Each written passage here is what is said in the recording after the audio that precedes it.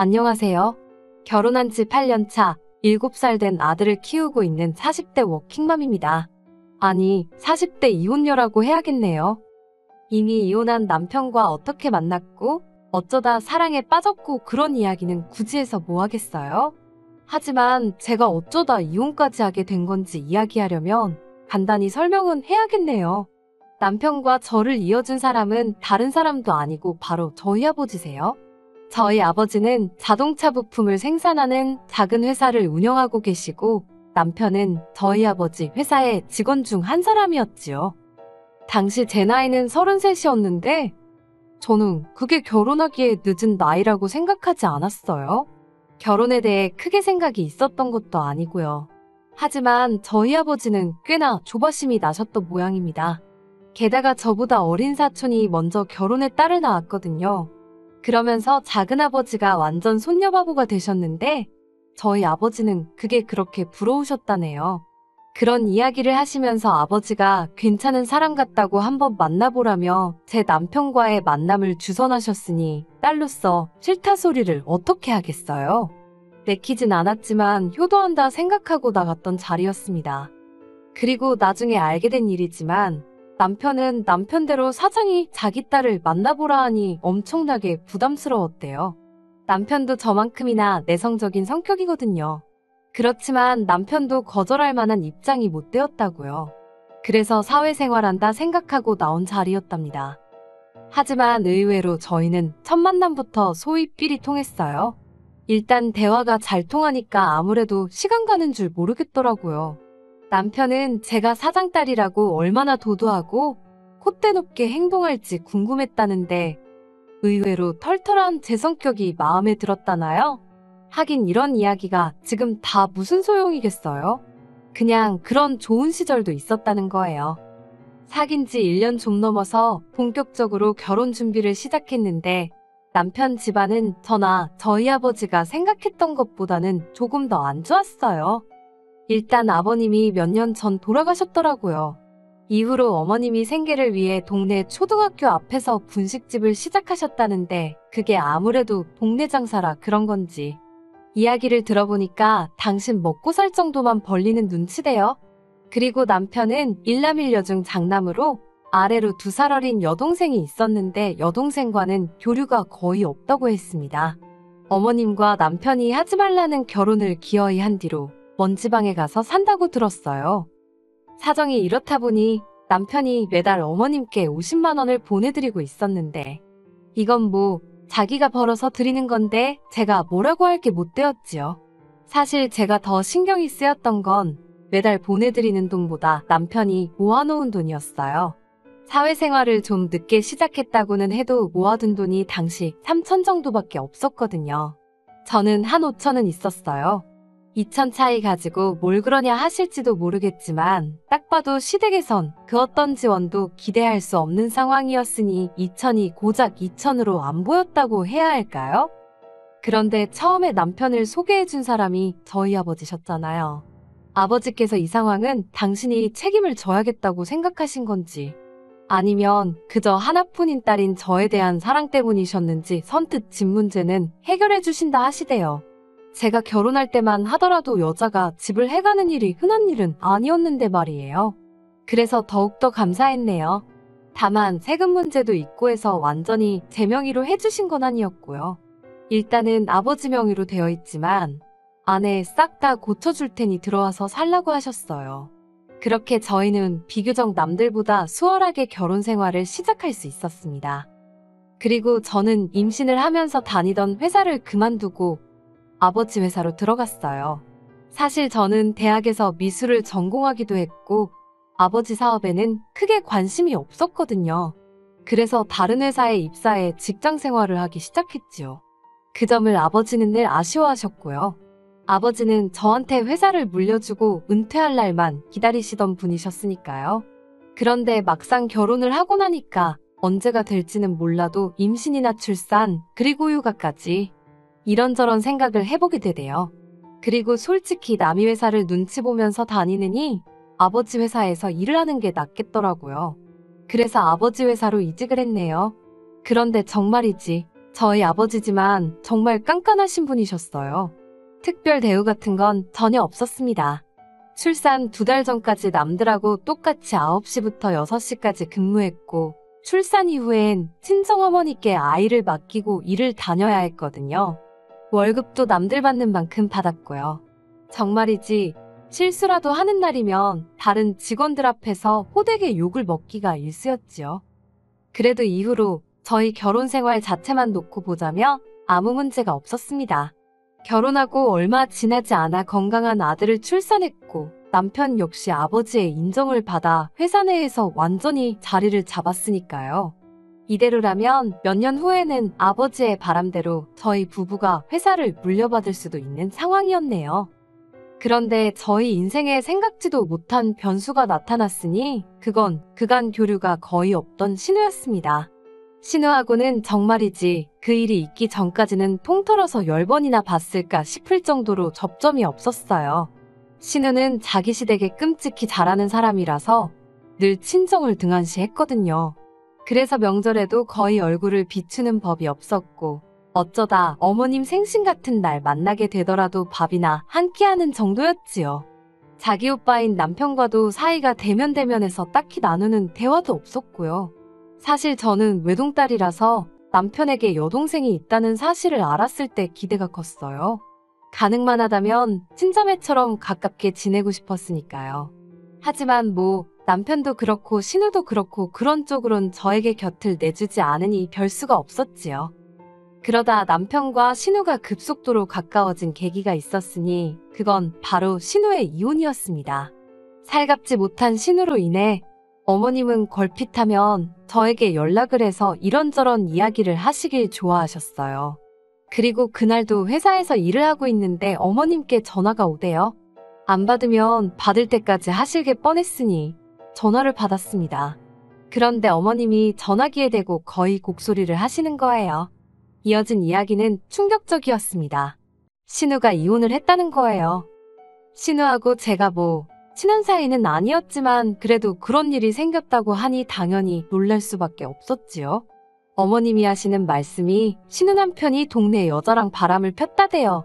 심지어 한번 실수를 하고 그런 게 아니고 아주 살림집까지 차려놓고 있었다고요. 그리고는 더 어이가 없었던 건 바람피다 걸린 주제에 오히려 적반하장으로 차라리 잘 됐다며 이참에 깨끗이 헤어지자 그러더랍니다.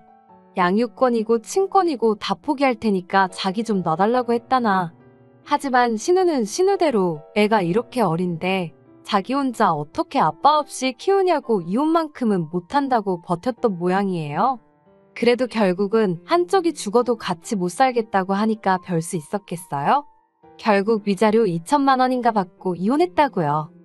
신우의 이혼 소식이 남편 귀에 들어간 이후로 남편은 하루가 멀다 하고 신우한테 전화를 해대기 시작했어요. 그리고 그 통화 내용을 듣고 있으니 솔직히 지들이 언제부터 친했다고 저러냐 싶을 정도로 가관도 아니었습니다. 잠은 잘 잤냐? 밥은 먹었냐? 오늘은 어디 갈 거냐? 먹고 싶은 건 없냐? 아주 누가 보면 몇 년째 못 보고 산 애틋한 연인이라고 착각을 할 정도였다니까요. 그런데 신우가 어머님 사시는 집으로 들어오게 되면서 그 상황은 더 눈꼴시게 변했습니다. 저희 집에서 시댁까지는 1시간, 회사에서는 30분 정도 걸리는데요. 그래서인가 신우가 시댁으로 들어온 이후로부터 남편이 아주 하루가 멀다 하고 시댁에 가대요. 이것도 정말이지. 저희 남편 퇴근하고 나면 어디 잠깐 하다못해 마트에 들리는 것도 엄청 싫어하거든요. 그러니까 더 어이가 없었다니까요. 게다가 남편이 하루는 저한테 어머님한테 보내드리는 용돈을 50만 원에서 80만 원으로 올려드리재요. 갑작스러운 말에 왜 그러냐고 물었습니다. 그러니까 어머님 혼자 분식집해서 신우하고 시조카를 어떻게 먹여 살리냐고 그래요. 그래서 제가 어머님이 왜 신우를 먹여 살려? 이제 신우도 돈 벌고 해서 살림에 보태야지 그랬어요. 그러니까 남편이 한다는 말이 그러면 시조카는 누가 보냐입니다. 어이가 없어서? 솔직히 저도 그 부분을 걱정을 안 한 건 아니에요. 사실 어머님이 분식집을 하고 계시긴 했어도 수입이야 뻔한 상황이었고 어쨌든 입이 하나, 아니 시조카까지 둘이 늘어난 거잖아요. 그래서 하루빨리 신우가 일을 구해야 할 텐데 하고 저 혼자 마음이 급했지요. 하지만 이게 웬걸. 신우가 시댁으로 들어간 지 한 달이 다 되도록 신우는 일을 구할 생각이 없어 보였습니다. 그리고 들려오는 얘기가 신우가 시댁에 들어온 이후로 하는 일이라곤 애는 애대로 내버려두고 술만 찾는다는 거예요. 남편은 그런 시댁에 가서 기어이 신우의 술상대가 되어주고 있었던 거고요. 그러면서 돈까지 퍼주자니 어떤 여자가 좋다고 하겠어요? 그래도 거기까지는 제가 별말 안 했습니다. 남매끼리 그동안 못다한 우애 좀 다져보겠다는데 제3자인 제가 무슨 말을 한들 들어먹기나 하겠나 싶었거든요. 일전에 한번 맨날 가냐고 한마디 했더니 부럽냐 질투하냐는 말 같지도 않은 소리를 들은 적도 있었고요. 그런데 남편이 저희 아이와의 약속을 깨기 시작하니까 그건 그냥 못 넘어가겠더라고요. 저희는 원래 토요일과 일요일 이틀 중 하루는 아들을 데리고 어디든 다녔어요. 저희가 서울에 사는 게 아니다 보니 서울 애들만큼 사교육을 시킬 수가 없었잖아요. 그래서 대안으로 생각해낸 게 이런저런 간접 경험을 많이 시켜주자는 거였지요. 저희 아들도 아직 어려서 그런지 저희랑 그렇게 어디 가는 걸 좋아했고요. 그런데 언젠가부터 걸핏하면 신혼에서 술을 떡이 될 때까지 마시고 오더니 그 여파가 주말까지 가더라고요. 그래서 다음 주에 가면 안 되냐, 그냥 동네 카페나 가면 안 되냐 하고 이리저리 빠져나갈 궁리만 하던데. 그게 당연히 제 입장에서도 서운했지만 애가 얼마나 실망을 하던지요. 실망한 아들 얼굴을 보고 있으면 당장이라도 졸고 있는 남편을 발로 걷어차고 싶은 충동이 드는 지경이었지요. 그런데 남편은 거기서 그치지 않았습니다. 그렇게 약속을 미루다가 어딜 가게 되면 그때부터는 신우를 데려가고 싶어서 환장을 하는 거예요. 정말이지 말이 나와서 그런데 팔불출 같지만 저희 아들이 저를 닮은 건지 미술 쪽에 재능을 보여요. 그래서 저는 주로 박물관이나 미술관 위주로 아이를 데리고 다니는 편이었거든요. 그런데 신우네 애는 이제 겨우 3살이에요. 3살짜리가 박물관이나 미술관 가서 뭘 얼마나 집중해서 볼 수 있겠어요. 그리고 애시당초 못 들어오게 하는 곳도 많고요. 그러니 신우를 불러서 같이 간다는 건 제 입장에선 정말 내키지 않는 일이었답니다. 애로사항은 그뿐만이 아니었어요. 신우가 어머님이랑 같이 사는데 매번 어머님만 빼놓고 저희끼리 어디 갈 수가 있나요? 그러면 원래는 남편과 저 그리고 아들까지 3명만 움직이면 끝날 일인데 어머님 댁에 가서 어머님하고 신우하고 시조카까지 챙겨야 되는 것 물론이고 또 다 끝나면 집에 데려다 줘야지. 그뿐인가요? 셋이서 10만 원이면 끝날 일이 어떨 때는 2배, 3배까지 들어가니까. 솔직히 남편이야 자기 가족이니까 한다 치고 저는 뭔가요? 결국 그런 일이 몇 차례고 반복되자 속에서 열이 올라서 참을 수가 없었습니다. 그래서 남편에게 당신이 슈퍼맨도 아니고 어떻게 두 가정을 다 책임지려고 하냐고 신우 사정이 딱하긴 하지만 신우나 시조카 일은 신우가 알아서 하게 내버려두라 했어요. 그러자 남편이 저더러 아무리 신우랑 저랑 피 한 방울 안 섞였다지만 같은 여자로서 너무 매정한 거 아니냐입니다. 그러면서 저더러 너도 엄마면서 아빠 없이 자랄 시조카가 불쌍하지도 않냐는 거예요. 자기는 하루가 멀다 하고 시조카가 눈에 밟혀 미치겠다나요. 그리더니 급기야 남편은 전혀 예상치 못했던 폭탄 발언을 했습니다. 다음 달이라도 당장 신우를 저희 집으로 데리고 오겠다는 거예요. 그리고는 저희 아들을 유치원에 보내는 대신 신우에게 맡기고 유치원비는 신우에게 줘야겠다나요. 그러면 신우는 용돈을 벌어서 좋고 동시에 저희는 믿을 만한 사람한테 아이를 맡기니 안심할 수 있어서 좋지 않냐며. 상황이 그렇게 돌아가니까 저도 말이 막 나가대요. 신우 뭘 보고 우리 애를 맡기냐고 소리를 질렀어요. 제대로 된 학위가 있기를 하냐, 그렇다고 뭐 하다못해 음식이라도 잘하냐고요. 그리고는 그렇게 신우가 눈에 밟혀 환장하겠으면 아예 당신이 시댁에 가서 살라 했어요. 가서 맨날 술이나 같이 퍼마시고 시조카도 키워주고 그러라 했지요. 그렇게 퍼붓고 나서도 한동안 분이 안 풀려서 죽는 줄 알았다니까요. 그런데도 남편은 제가 하는 말이 그냥 하는 소린 줄 알았나 봅니다. 그렇게 다투고 얼마 지나지 않았던 어느 날이었어요. 대뜸 전화를 해서는 저더러 작은 방을 치워놓으라대요. 이따 오후에 신우가 이사를 올 거라면서요. 이사? 무슨 이사? 무슨 소리를 하는 거냐니까 자기가 저번에 이야기하지 않았냐면서 진짜 같이 살기로 했답니다. 진짜 정신이 나가기라도 한 건지 저한테 대놓고 통보를 하더군요. 제가 남편더러 신우만 들어왔단 보라고. 그날로 당신과 나는 끝이라고 했어요. 그런데 몇 시간이나 지났을까 누군가 초인종을 눌러다가 보니 신우가 정말로 시조카를 데리고 왔더군요. 짐도 바리바리 싸들고 말이에요. 거기다 어머님은 왜 따라오신 건지. 마음 같아선 당연히 문도 열어주고 싶지 않았지만 어머님도 계시니 어쩌겠어요. 일단 현관문은 열어줬네요. 그리고 정말이지 까놓고 말해서 신우가 성질머리가 못돼 처먹기라도 했다면 모르겠는데 저희 신우는 단순하고 멍청하지 성품이 나쁜 건 아니거든요. 그렇게 어색하게 거실에 셋이 모여 앉았습니다. 신우가 저더러 자기는 어느 방 쓰면 되는 거냐고 묻대요. 그래서 제가 신우에게 사실 오빠랑 나랑 상의가 안 된 부분이라고 나는 아가씨가 여기서 사는 게 불편하다고 솔직히 말했습니다. 그랬더니 신우가 정말 진심으로 당황한 얼굴로 저를 보더니 자긴 몰랐다면서 미안하다고 하는 거예요.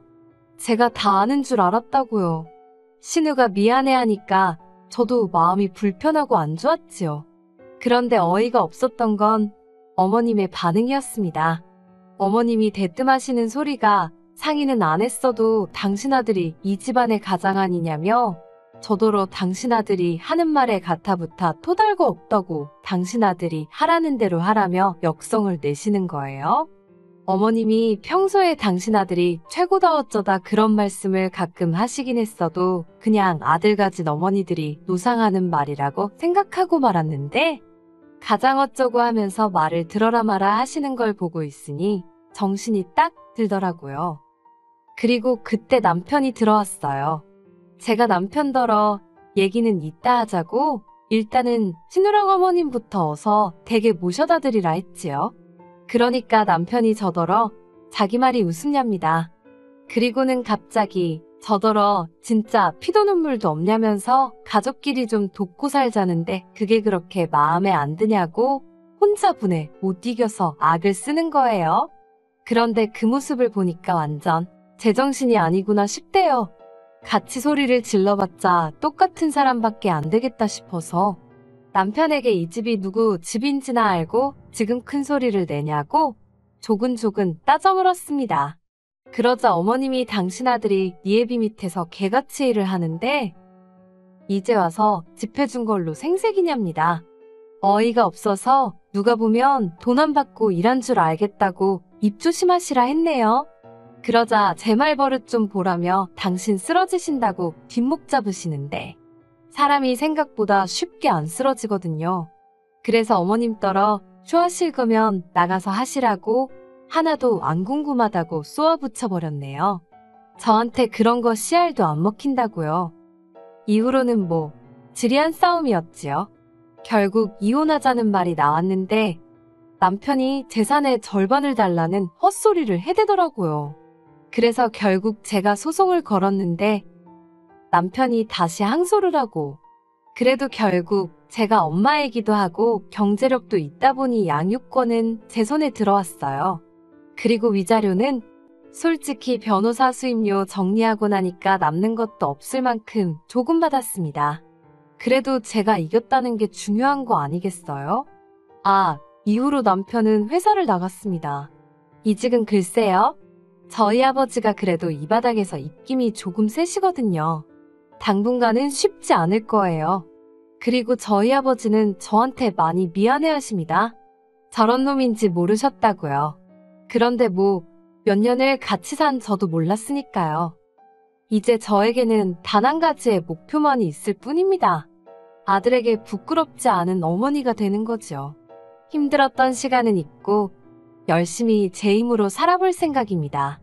그러면 또 좋은 날이 올 테니까요.